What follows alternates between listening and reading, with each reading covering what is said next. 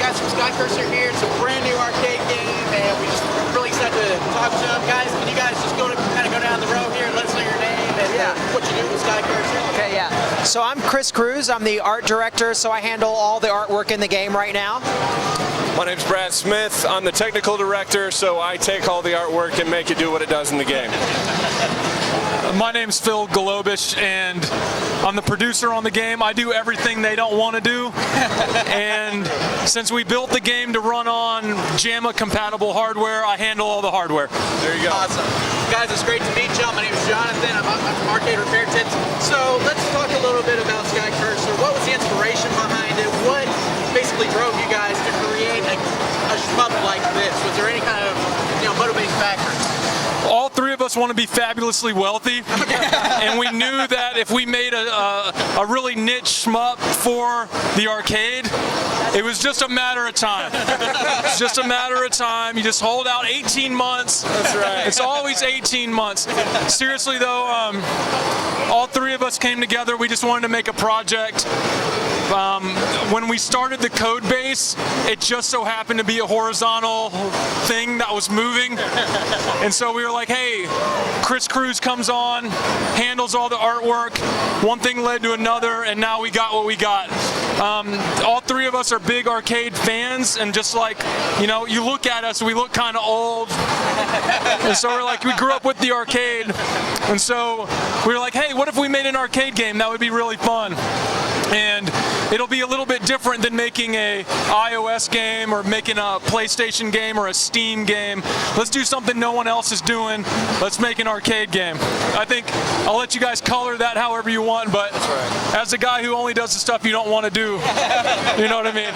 You get to answer the questions, right? No, but it really did come from a very deep love of the arcade. I mean, Phil was joking around when he's talking about there is no money in the arcade right now, but that's not the reason why we're doing it. We love it. We're really passionate about it. We want to, inject as much life into the arcade community as we possibly can, and this is the best way we know how to do it. So, absolutely. Yeah, I mean, like Chris is saying, revitalizing where possible the arcade. Growing up in the arcade, we believe that arcade builds community in a way that consoles and smartphones may not do that. You may be able to connect with somebody online, but you're not connecting with somebody face to face, so it's big for us. Absolutely. So obviously it's a shmup type game. What makes it different though from any other shmup game that might be on the market today? Yeah. Well, it's a little bit more visceral, I guess is the way to describe it. It's instead of shooting at like other technology and ships and like planes and tanks and stuff, you're shooting at mutants, and they're just big sacks of blood, right? And they just pop and splatter all over the screen, and it's meat hell rather than bullet hell. That's what we call it. So it's more about, think of the enemies are the bullets, and so at any given time there may be 100 enemies on the screen, and it's about cutting your way through those enemies. And the other thing that's a little bit different is it's almost like a street fight. You've got a katana, so you want to get in there close and you want to slash those guys with the katana, which is a lot different than most shmups, right? Most of the time you're trying to stay away from the bullets. Almost like a rifle bayonet type thing. Right, exactly. But in our game, we wanted you to get excited when they fire bullets at you because you can knock them back with that katana. So it's more about empowering the player and getting them to want to get really close in there in the action. So that's kind of what I think makes it different. Okay. Now, obviously, to me, it's kind of inspired by some of the Neo Geo style games that I've seen. Was that purposeful? Was that something you had in mind when it was designed, or was it just kind of an homage to that? Part of me wants to say, no, I don't know what you're talking about. The other part of me wants to say, and this is our kind of like little running motto that we've got, and I came up with it recently, but the future is now again. Like, it's happening again. Let's keep it going. I love the future. I want to see it again. I don't want to see whatever's going on right now. I want the future again. And so, yeah, absolutely. Absolutely.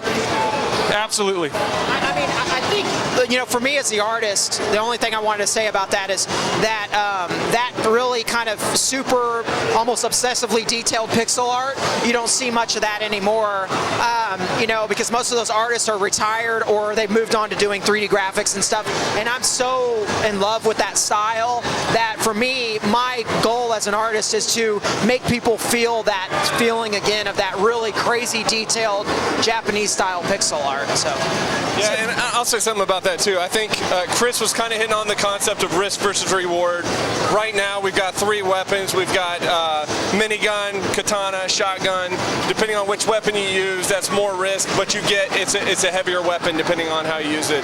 Additionally, we've put a lot of time into the feeling of the game, the feedback loop between the player pushing buttons, seeing what they see on screen, and blowing things up on screen have been really important to us, and that's been a lot of the feedback that we've gotten from the player. It feels really good to play. Which is a major SNK Neo Geo thing, which is how's she feel? She feels pretty good. Right. She feels pretty good. Right.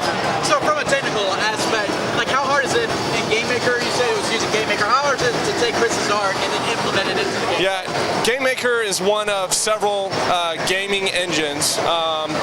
We have, in the future, we may use something like Unity to build a new game.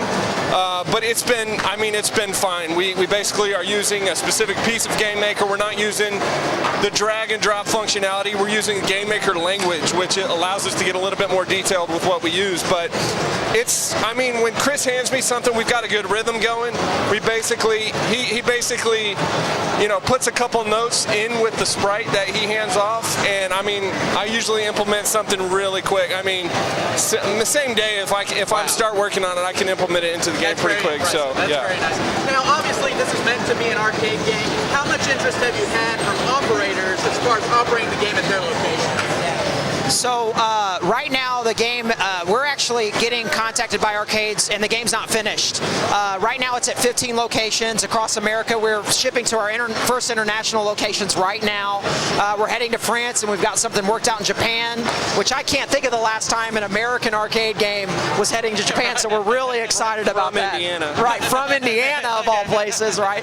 But I think the arcades that have been around for a while and are experiencing the loop on the nostalgia kind of going down, right? Once you're open for a while and everybody kind of gets tired of the games you've got, you start saying, well, what's the new game? And the arcades that have been around for a couple of years, they're the first to call us because they're like, wow, a new arcade game that you can't get on the mobile phone, that you can't get on, Steam or whatever. Those are the arcades that are reaching out to us right now, and I really think those are the ones that are going to set the trend. So like, for example, Galloping Ghost, right? It's at Galloping Ghost. That's the biggest arcade in the world right now. We know Doug Mack. Right. And we're hugely proud of being there. And he was one of the very first people to ever contact us. So, it's not like every arcade in America is reaching out to us right now, but I feel like the influential ones that we want to be in front of, we're starting to build those relationships and getting out and starting to get the game out there. Yeah, and just to piggyback off that, arcades are starving for new content right now. And I think we would be amiss if we didn't mention kind of what Skycurser is built on. Skycurser is built on the airframe, and that's where I ended up with it. So I think the original question was like operators, how are they feeling about it? So the whole project is geared right towards arcade operators. So yes, we have a long-term understanding of how home users want it and are going to react to it, but right now the whole play is to get our hardware and our software into as many arcades as possible. Absolutely. And so Brad mentioned the name of our hardware, so I'll do a plug. It's named Airframe. It's all airplane-based themes over here. So, but yeah, exactly right. So it's for operators. Operators are, whenever they find out about it, they respond usually with "Let me get one." And that's the hope. We want to be in as many arcades as possible, and currently our mission is to just be on like the best arcades in the world. Sure. Be in the best arcades in the world. So where I was kind of going with that also though is it allows new game developers to take the airframe and build on the airframe. They're using gaming engines like GameMaker, Unity, Unreal Engine that can export now to Linux, which is what Airframe is built on. And so we're trying to help inject new content into the arcade for arcade operators. Okay, well, final question for you guys real quick. Obviously, you've kind of been through this whole process. I know it's not finished, but if somebody wanted to do something similar to what you guys are doing, what advice would you give them based on all the experience that you have up to this point, just each of you guys? think you got to get real comfortable with the people you're working with. I think you got to get real comfy because you're going to have conversations that you wouldn't even want to have in your own head. You're like, man, this is going to be nasty. And you got to really commit because doing something that requires a team that's going to take years of your life, you got to be ready to go and you got to commit to it. And luckily, all three of us are suckers. You know what I mean? Yeah. Huge suckers. 18 months from now, though, we won't even be here. We're going to be on top of the world. On top of the world. 18 months. I was just going to say, you know, if anyone is genuinely interested in making a new arcade game and they want to circumvent a lot of the hard work of getting the hardware ready and kind of getting the platform and getting out into the market, you know, seriously reach out to us. Because for us, if we can get more games on the hardware, right now we've got 3 other projects that are working, 3 other new games from other teams that are on the airframe hardware. The more new games we can offer to the arcade community, the more we think we're going to stimulate that community. So, I mean, in all honesty, if you're interested in building for the arcade, please reach out to us. Yeah, and our whole concept is basically arcade-first game development, right?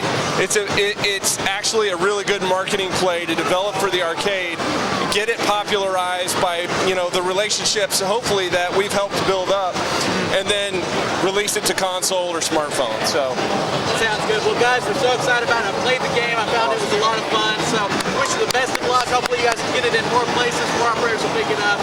And it's a pleasure talking to you. Yeah, this was great. Thank you very much. Thank you guys so much. Good luck with Thank you.